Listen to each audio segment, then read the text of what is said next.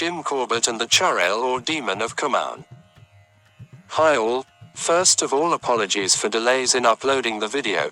This video is a message for all my loving viewers and followers that there are 9 books of Sir Kenneth Anderson that I am working on to make the audiobooks for my big cat fanatics. Please bear with me, I shall upload more audiobooks soon.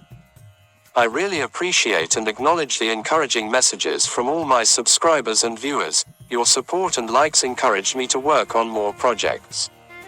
Please keep watching my videos and share them with wildlife enthusiasts. Let's explore the myth of Chudail of Champawat Bungalow. Jim Corbett couldn't have been more elusive when he wrote in Jungle Lore that only thrice in his lifetime did he hear the scream of the Chudail and only once caught a glimpse of it. Jai Raj Singh writes, Jim Corbett couldn't have been more elusive when he wrote in Jungle Lore that only thrice in his lifetime did he hear the scream of the Chudail, a Daan or demon, always at night, and only once caught a glimpse of it. Corbett, India's most famous wildlife hunter turned conservationist, said the sound could curdle one's blood and arrest one's heartbeat.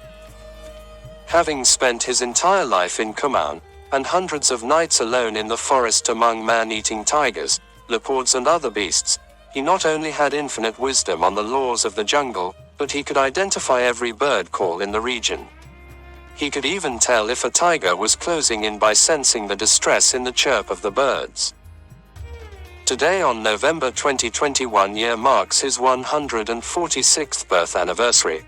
While his stories of the wild are well known, tales of his experiences with the afterlife are equally gripping, more terrifying, and relatively unknown. One evening while having dinner with his sister Maggie, Corbett stepped out to the veranda of his home in Kaladhungi after hearing the call of the Chudail. The sound was coming from a haldu tree, and with his binoculars, Corbett discovered that it was a bird no smaller than a golden eagle. Though it was out of shooting range, and much too dark to take aim, he claimed he had never seen such a bird or an owl before. The next time he heard the scream of a human being in mortal agony was on a macan waiting for the Thak man-eater. This time the piercing shriek came only once, which he described as a long from a village he knew was deserted. Chudail, Corbett wrote, is one of the most feared evil spirits found in lower reaches of the Himalayas.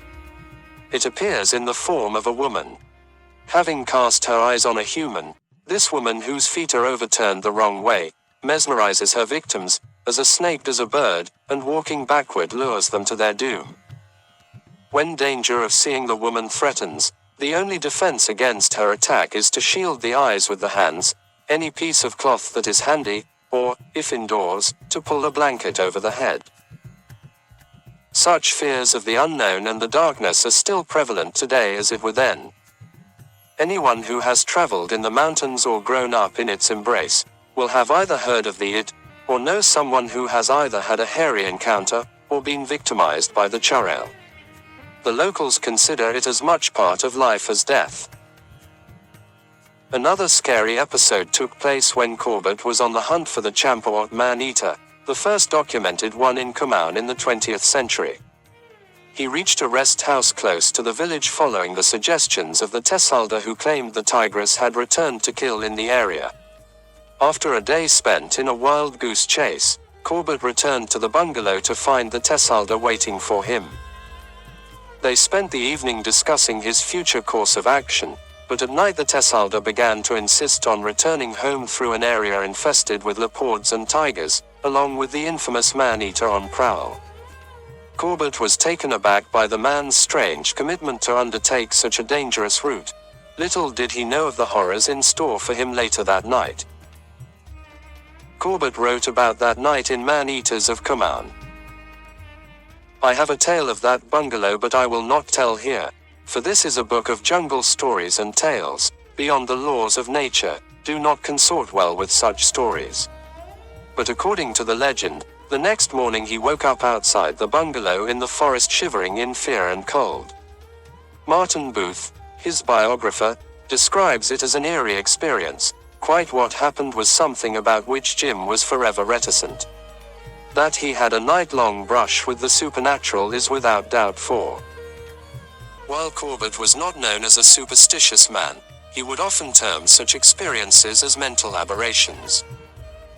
But in life, he came to have many such brushes with the supernatural during his stays at dark bungalows while pursuing the hunt of tigers and leopards who had turned into man-eaters after getting injured, or slowed by age. He also had similar experiences in the notorious dark bungalows of Ramgarh and Nainital. Many of these rest houses were built across India during the British Raj, and used by civil servants, forest and police officials while traveling, and public as well. Most of them are still functional today, keeping their past well hidden within its walls. As Booth records, many of the old Indian houses in the foothills are haunted by spirits both friendly and antagonistic. Most seem to be varieties of poltergeist which are capable of moving objects, including men. While most of these stories find brief mention in Corbett's beautifully chronicled tales of hunting, much remains unclear as to why he chose not to delve in them, or whether he was asked to refrain. Perhaps it has to do with a warning a local poacher gave to a young Corbett: when in the jungles, never speak of a tiger by its name, for if you do, the tiger is sure to appear. For the same reason, he would say, the villagers never talk about the Chudail. Neither would he.